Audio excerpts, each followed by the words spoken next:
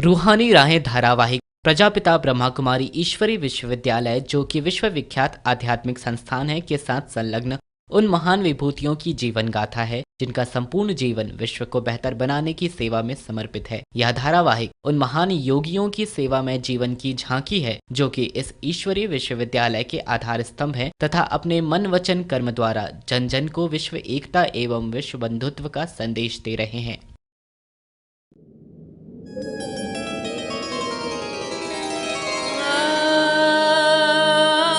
दिव्य गुणों की हैं ये राहें, ऊंचे स्वयमान की हैं ये राहें, विश्व सेवा में समर्पण है ये राहें, परम पिता को अर्पण है ये राहें, ये है रूहानी राहें।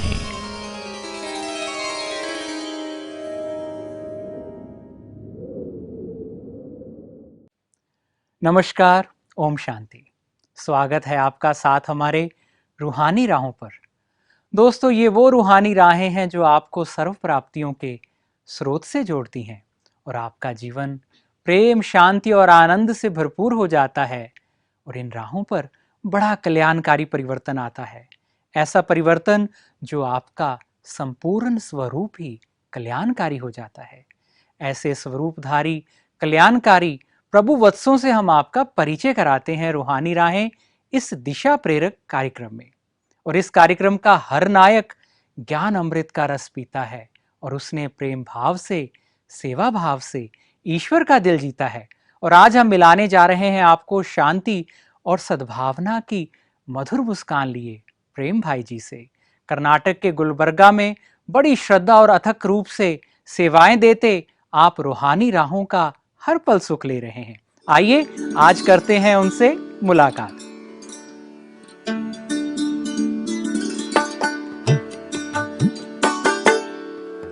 कर्नाटक के गुलबर्गा सब जोन में ब्रह्मा कुमारीज के सेवा केंद्रों का कुशल संचालन करने वाले ब्रह्मा कुमार प्रेम भाई जी, आपका जन्म 19 अक्टूबर 1949 में गुलबर्गा में हुआ।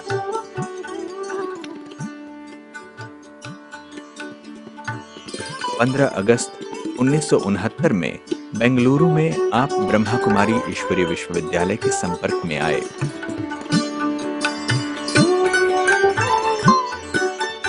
बचपन में हम पहले आर्य समाजी जीवन में थे, उसके बाद आरएसएस में आए और उसके बाद फिर संस्कृत विभाग में चले गए।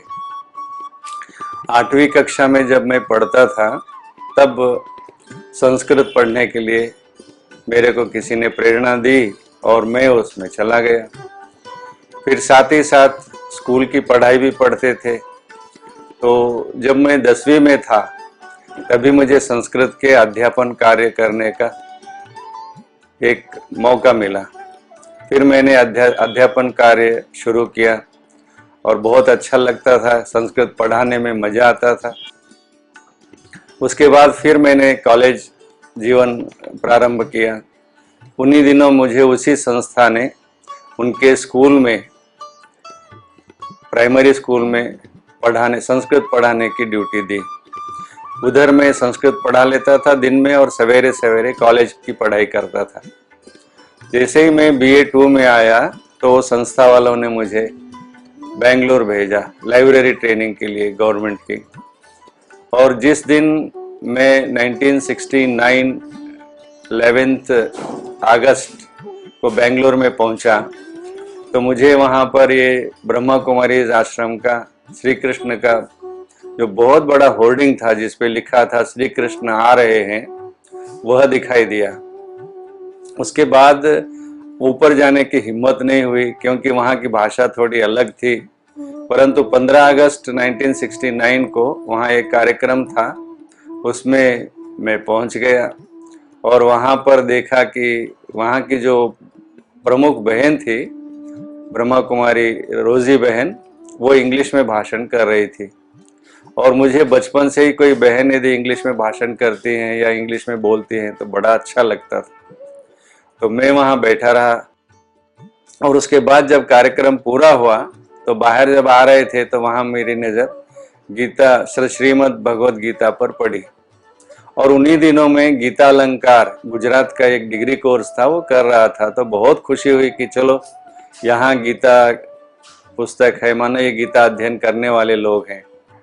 तो उसमें देखा तो संस्कृत का एक शब्द भी नहीं था और उस बहन से पूछा कि भाई इसमें आपने संस्कृत कुछ भी लिखा नहीं है। तो उन्होंने कहा कि लेखक को संस्कृत नहीं आती है। मैंने कहा संस्कृत कैसे नहीं आती है, जब संस्कृत आती नहीं तो गीता पर उन्होंने लिखा कैसे? तो कहा भगवान वाच है। तो मुझे उन्होंने कोर्स देना प्रारंभ किया और कोर्स के बीच में जैसे ही उन्होंने कहा कि आत्मा निर्लेप नहीं है और जो हम करते हैं वो सारा का सारा आत्मा के ऊपर चढ़ जाता है, तो ये बात से मेरा माथा ठनका, क्योंकि हमने शास्त्रों में पढ़ा था कि आत्मा निर्लेप है, चाहे कुछ भी करो आत्मा पर उसका कोई लेप छेप होने वाला है नहीं। तो वाद विवाद हुआ तो उन्होंने आगे कुछ कहा नहीं, फिर हम वहाँ से निकल आए। फिर दूसरे दिन गए तो दूसरे दिन उन्होंने परमात्मा का कोर्स देना शुरू किया, परमात्मा का परिचय। उसमें उन्होंने कहा कि भाई परमात्मा एक ही है, वो ज्योति बिंदु शिव है। तो हम लौकिक में वैष्णव थे, फिर हमको लगा कि ये कैसे हो सकता है, क्योंकि हमने पढ़ रखा था कि सर्वदेवम प्रति कृतम नमस्कारम विष्णुम प्रति गच्छति, किसको भी आप नमस्ते करो परंतु वो जाता विष्णु के पास ही है, क्योंकि वही सार्वभौम है। तो फिर ये वाद विवाद हुआ तो वो बहन ने आगे बोलना मना कर दिया। फिर जब हम तीसरे दिन गए तो वो बहन ने कोर्स देने के लिए ना कह दिया कि ये सुनता भी नहीं है और फिर आना भी नहीं छोड़ता है। तो हम बैठ करके वापस आए। चौथे दिन एक बहन जब आई तो उन्होंने देखा कि ये भाई ऐसा है, तो उन्होंने कहा आप 7 दिन यदि चुप रहेंगे तो हम आपको कोर्स देंगे। पर हमने कहा कि भाई हमको आपका ज्ञान अच्छा नहीं लगता है, बाकी आप हमको योग सिखाइए। तो उन्होंने कहा 7 दिन के बाद हम योग सिखाएंगे। फिर हम चुप्पी साधे रहे 7 दिन तक। 8वें दिन जब उन्होंने हमें योग के बारे में बताने के लिए क्लास में ले गए,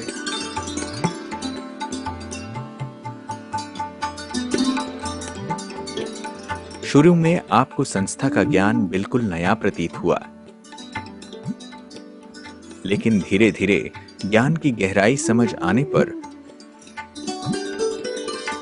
आपको एहसास हुआ इस ज्ञान में सभी वेदों शास्त्रों का सार है। सच्चाई से परिचित होने पर शीघ्र ही अशुद्ध आहार, सिनेमा व अनेक बाह्य आडंबर आपके जीवन से दूर होने लगे।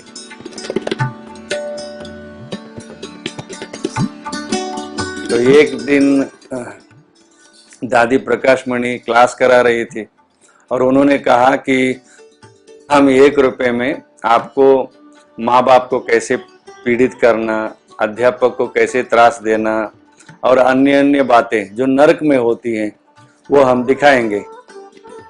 तो हमें कुतूहल हुआ कि 1 घंटे में 1 रुपए में ये कैसा दिखाएंगे। तो फिर दादी ने कहा कि 1 रुपए में सिनेमा होता है, तो सिन की माँ है सिनेमा, इसीलिए यदि आप नरक में जाना चाहते हो तो 1 रुपए में चले जाओ, नहीं स्वर्ग में जाना चाहते हो तो बाबा के पास आओ। तो हमने अंदर ही अंदर निश्चय कर लिया कि आज के बाद हम सिनेमा नहीं जाएंगे। नहीं तो मैं आपको बता दूं, मुझे सिनेमा पहले दिन पहला शो देखने की आदत थी, किसी भी हालत में हम देखते थे। पहले 15 दिन में बेंगलोर में हमने 20 फिल्में देखी थी। परंतु उस क्लास के बाद, माना अक्टूबर 1969 के बाद हम कभी सिनेमा देखने नहीं गए। ऐसा परिवर्तन हो गया। और जब भोजन की बात आई तो मुझे बाहर में जहाँ भी कोई अच्छी होटल होती है जिसमें स्वीट्स मिलते हैं, वो मेरी बुरी आदत थी खाने की। और यहाँ आने के बाद होटल ही छूट गया तो वो भी छूट गया। तो ये और 3 मास तक बाबा ने मुझे वहाँ के हर भाई बहन से बहुत बहुत प्यार दिलवाया, जो मेरे जीवन को आमूलाग्र जैसे कहते हैं पूर्ण रूप से परिवर्तित कर दिया। मैं ये इसलिए कह रहा हूँ पूर्ण रूप से, क्योंकि मैं एक पंडित था और उन दिनों में धोती और नेहरू शर्ट पहनता था और मुझे बहुत बड़ी शिखा थी, जुट था और जनेऊ पहनते थे, तिलक लगाते थे। तो वहाँ नारायण दादा थे, तो नारायण दादा कहते थे तुम थोड़े ही कोई व्यापारी है, ये ऐसा ड्रेस पहनता है, तो सूट पहनाएंगे। तो पहली बार मुझे दादा ने सूट सिलवाया बेंगलोर में। फिर एक दिन हमने देखा कि ये शिखा ठीक नहीं लग रही है, तो वो जुट भी कट करवा दिया, जनेऊ भी निकलवा दिया और तिलक भी छोड़वा दिया। माना क्या, जो बाहरी चकाचौंध की दुनिया में ऐसे पांडित्य करते हैं दिखाने के लिए, जो ड्रेस इत्यादि होते थे वो मेरे से निकल गए और सिंपल ड्रेस मेरे पास आया। तो ये परिवर्तन मेरे में आया और फिर ये धीरे धीरे समझ में आया कि जो ज्ञान पहले मुझे शास्त्रों के विरुद्ध लगता था, मैंने इसकी गहराई से देखा, इसका अध्ययन किया, इसके डेप्थ में गया, तो मुझे धीरे धीरे पता पड़ने लगा कि जो बातें बाबा यहाँ कह रहा है वो बातें बहुत हद तक गीता में कही गई हैं।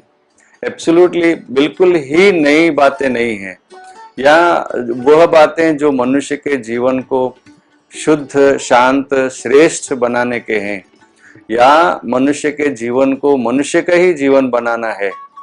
तो वो जो शास्त्रों में बातें हैं उनमें से कुछ एक बातें ऐसी हैं जो भगवान ने पहले कही हुई हैं या और अब कह रहा है, ऐसी बातें उसमें हमको नजर आई।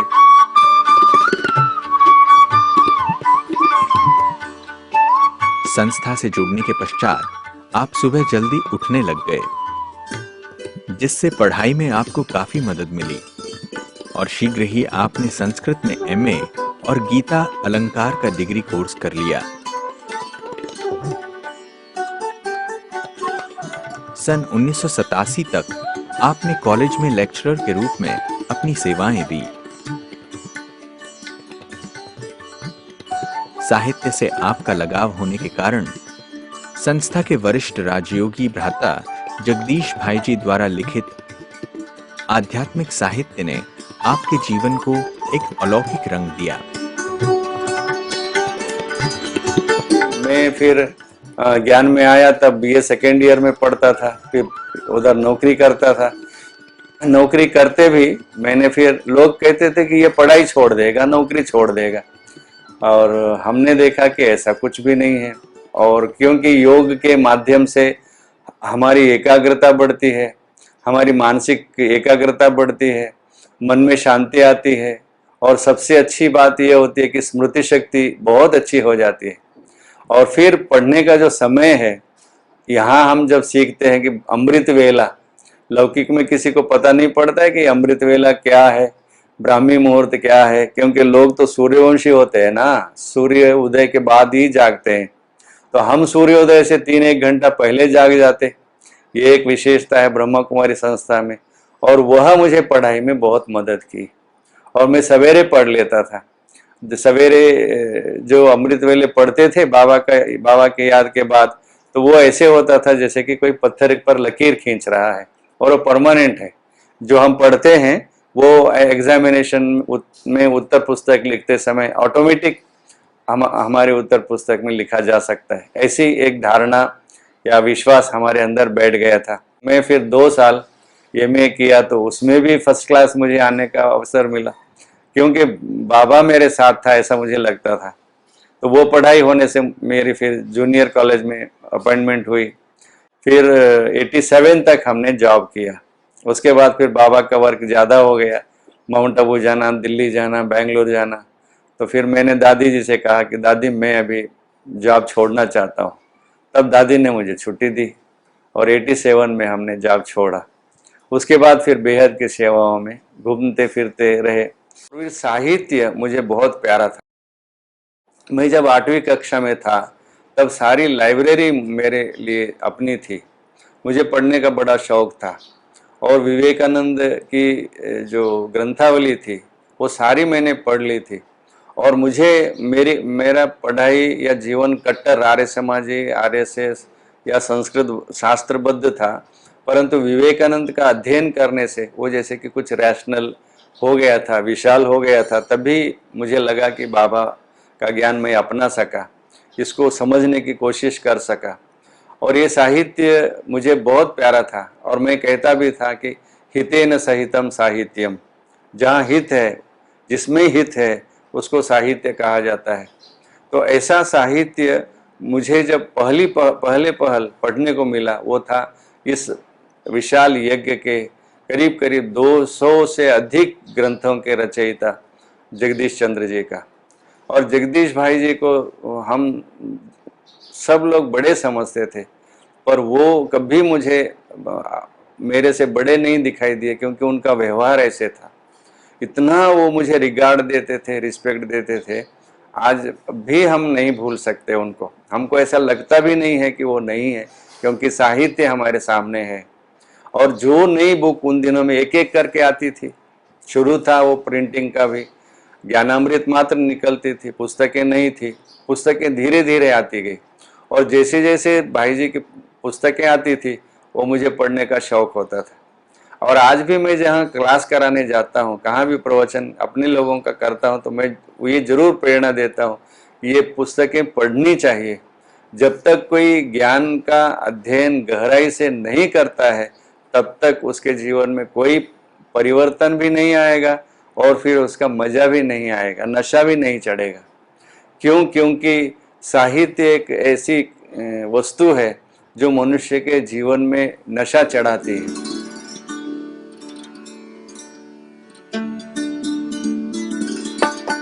दिसंबर 1969 में बेंगलुरु से वापस लौटने पर आपने अपने शहर गुलबर्गा में ईश्वरीय सेवाएं शुरू की। धीरे धीरे लोगों तक परमात्मा अवतरण का संदेश पहुंचने लगा और कर्नाटक, महाराष्ट्र व आंध्र प्रदेश के अनेक स्थानों में आपने ईश्वरीय सेवा केंद्र आरंभ किए। हाल ही में गुलबर्गा में आपके नेतृत्व में 5 एकड़ में अमृत सरोवर सेवा स्थान निर्मित किया गया है, जहां हजारों लोगों की सेवा प्रतिदिन की जा रही है। आज जब हम गुलबर्गा आए तो यहाँ हमने कभी गुलबर्गा में ब्रह्मा कुमारी का नाम तो सुना ही नहीं था, पढ़ा भी नहीं था। ये नया ज्ञान था और नए ढंग से मुझे यहाँ देना था। एक छोटे से स्थान में फिर हमने घर से निकल करके अलग से बाबा का सेवा केंद्र खोला। फिर वहाँ से ये ज्ञान प्रसार प्रचार का कार्य समझिए 1969 दिसंबर से चालू हुआ गुलबर्गा में। फिर वहाँ हमने ये सेवा शुरू की। 72 में पहली बार हमने एक गीता पाठशाला दूसरे गांव में खोली। उसके बाद फिर सेवा का हमको मजा लग गया, क्योंकि लोग सुनते हैं और हमको भाषण करना आता है, ऐसे लगा। उसके बाद फिर हम शोलापुर गए। शोलापुर में सेवा केंद्र हुआ, सबसे पहला सेवा केंद्र 1974 में। फिर शोलापुर के बाद हमने एक तालुका आळंद में किया। ऐसे गुलबर्गा के कई तालुकाओं में करते रहे। उसके बाद सेवा केंद्र बढ़ते गए, बहनें भी इसमें समर्पित होती गई। ये भी हमारे लिए नया अनुभव था कि ये कैसे हो सकता है कि भाई हम रहे और वहाँ फिर नए नए बहनें ब्रह्मा कुमारी का जीवन अपनाती चली जाए। तो उसके बाद हमने फिर सेवा वृद्धि होती गई, तो फिर पास के दूसरे जिलों में भी हमने सेवा की। जैसे महाराष्ट्र का लातूर है, आंध्रा का रंगारेड्डी है, आंध्रा का ही महबूब नगर है। ये आंध्रा भाषा वहाँ की अलग थी, परंतु एक बात देखने में आता था, वहाँ या तो हिंदी चलती थी कई स्थानों पर या कन्नड़ भाषा होती थी। तो वो उसका सहयोग हमको मिलता था, तो सेवाएं हमारी बढ़ती गई। आज गुलबर्गा में एक बहुत सुंदर योगा का स्थान बना हुआ है। करीब 5 एकड़ जमीन में वो फैला हुआ है। उसका नाम हमने अमृत सरोवर रखा है। और आश्चर्य की बात यह है कि वहाँ जो बना हुआ है बृहद शिवलिंग और 12 ज्योतिर्लिंग और योग का वायुमंडल, तो रोज 300-400 लोग वहाँ विजिट करते हैं। और संडे के दिन तो बहुत अच्छे लोग, क्योंकि वो शहर से करीब 8 किलोमीटर दूरी पर है, फिर भी लोग आते हैं अपने अपने वाहनों में और बाबा का ज्ञान लेते हैं और अपने को धन्य धन्य समझते हैं। सुंदर, क्योंकि वहाँ कोई जाति का प्रश्न नहीं है, कोई पैसे का सवाल नहीं उठता है और कोई गरुड़म नहीं है, कोई गुरु है जाओ भाई बेटा चढ़ाओ, ये भी बात नहीं होती है। तो लोगों को ये बहुत, उसमें इंटेलेक्चुअल पर्सनैलिटीज को बहुत अच्छा लगता है।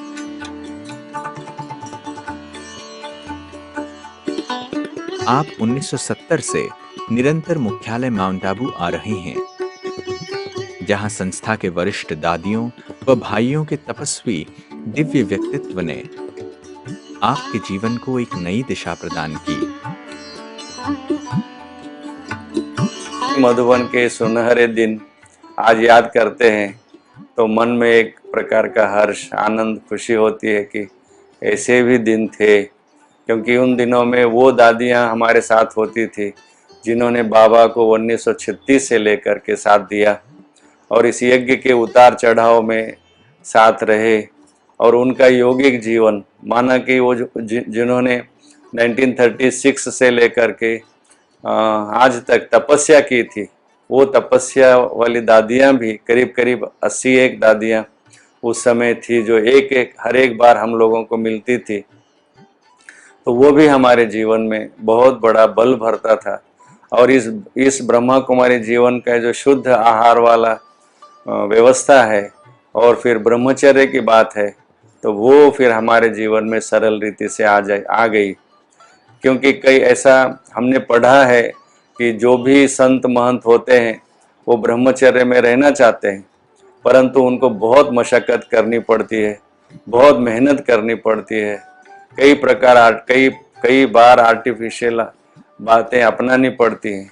परंतु हमने देखा कि इन दादियों के कारण से, बाबा तो है ही है, पर दादियों का जीवन, बड़े भाइयों का जीवन हमारे लिए एक आदर्श बन गया और हम उस दिशा में बहुत सरल रीति से आगे बढ़ गए। आज हमारी लौकिक आयुष्य यदि 66 ईयर्स की है, परंतु ये महसूस ही नहीं हुआ कि कोई हमारा परिवार नहीं रहा, हमारे बाल बच्चे नहीं रहे, हम ब्रह्मचर्य में रह गए।